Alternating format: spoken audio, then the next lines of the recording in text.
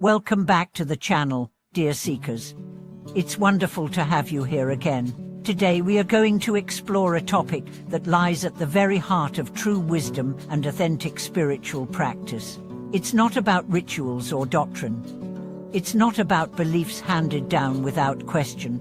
It's about something far more essential, our ability to think clearly, to see with our own eyes, to awaken without being manipulated. We are going to ask a powerful question. Why do the wisest people refuse to blindly believe anything, even in spiritual traditions? And more importantly, how did the Buddha himself model this way of inquiry? If you've ever felt uncertain, if you've ever doubted a teaching because it didn't sit right with your experience, if you've ever felt like you were being pressured to just believe, then this video is for you. Because today, we are reclaiming the sacred art of spiritual discernment. Let's begin with a story. Once, in ancient India, there was a village called Kesaputta, where the people were utterly confused. Dozens of spiritual teachers would come and go, each proclaiming, "This is the truth, follow me," and each contradicted the others. The villagers, desperate for clarity, invited the Buddha and asked him, "How do we know what to believe? Every teacher claims to speak the truth. How can we be sure?" The Buddha's response became one of the most famous and foundational teachings on spiritual freedom. He said, "Do not believe something simply because you have heard it. Do not believe in traditions because they have been handed down. Do not believe anything merely because it is spoken by someone you revere. But when upon observation and analysis, you find that something leads to welfare and happiness, then accept it and live by it." This is the Kalama Sutta, and it is a radical declaration of spiritual independence. The Buddha did not ask for blind faith. He invited investigation. He did not punish doubt. He honored it as part of the path. For him, wisdom was not obedience, it was awakening through direct experience. Compare this with many belief systems today that demand unquestioning loyalty, where authorities say, "Do not ask, just believe," where doubt is treated as weakness, where dissent is punished and conformity is rewarded. The Buddha's way is the opposite. He said, "Come and see. Come and obey." This is why truly wise people don't cling to beliefs, they test them, they hold them gently. They are willing to change their minds when new insight arises, because they value truth more than comfort. So what does this look like in your life? Maybe you were told, a meditation must be done this way, but it didn't help you. Then someone else said, only this mantra is valid, but it felt hollow. Another teacher insisted, you must follow me to be saved. But your heart said no. What do? You listen, not to them, but to your own deep knowing. You try it. You observe the effects. You ask, is this making me more peaceful, more compassionate, more awake? That's how you know if a teaching is true for you. Let's be clear, truth is not relative, but our readiness to receive it is. A teaching that liberates one person may confuse another, not because it's false, but because we are in different places. That's why the Buddha gave different teachings to different people. He met them where they were. This is the wisdom of discernment, not rejecting all teachings, but not clinging to them either.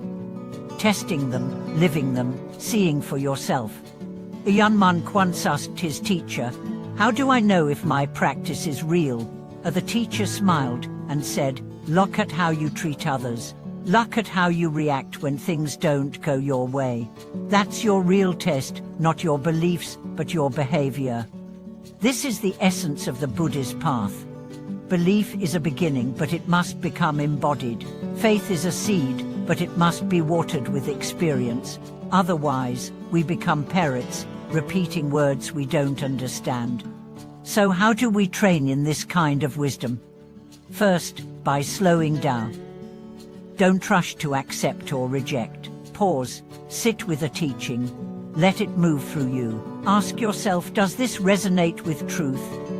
Does it bring peace or confusion? Second, by honoring your doubt. Doubt is not the enemy of faith, it's the friend of clarity. Doubt pushes you to go deeper, to ask harder questions. Without it, faith becomes dogma. Third, by watching results. A real teaching transforms your life. It doesn't just sound good, it makes you kinder, more grounded, less reactive.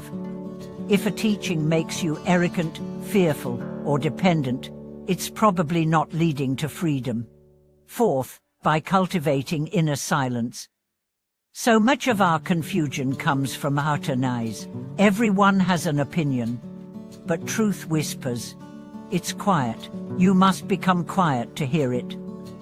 This is why meditation is essential, not just as a technique, but as a space of listening. Fifth, by remembering that truth is not threatened by inquiry. If something is real, you can question it endlessly, and it will only shine brighter. Only lies need protection from questions. Truth welcomes the light. We must also understand that belief is deeply psychological. We tend to believe what feels safe, what agrees with our identity, what protects our ego. But real truth often does the opposite. It challenges us, it humbles us, it strips away illusions. That's why it's hard to receive, and that's why we must be brave. So if you find yourself doubting, don't be ashamed. Doubt is part of the awakening process. Even the Buddha had doubts before his enlightenment. Even great masters have struggled. You are not less spiritual because you question. You are more awake. In fact, some of the most profound awakenings come not from belief, but from the collapse of belief. From realizing, I don't know, and in that not knowing, something opens. A space of humility, wonder, and new insight. The path is not about collecting truths. It's about becoming truth. And to do that, you must be willing to question everything, even your own thoughts, your deepest assumptions, your cherished ideas. Not to destroy them, but to purify them. To see what remains when the falls away. The Buddha's final words were, "Be a lamp unto yourselves." That is the ultimate invitation, not to follow, but to awaken. Not to conform, but to see. Not to be told, but to know. So today, I invite you to become your own lamp. Question with love, seek with courage, listen with silence. And when you find something that brings peace, compassion, and clarity, live it fully. Thank you for joining me today on this path of fearless inquiry and deep reflection. If this message resonated with you, please share your thoughts in the comments. What teachings have you questioned? What truths have you discovered through your own experience? And if you found value here, remember to subscribe, like this video, and share it with someone who needs to hear this message. Until next time, trust your inner knowing, walk gently, and honor the wisdom that comes not from belief, but from awakening. Thank you for watching this video.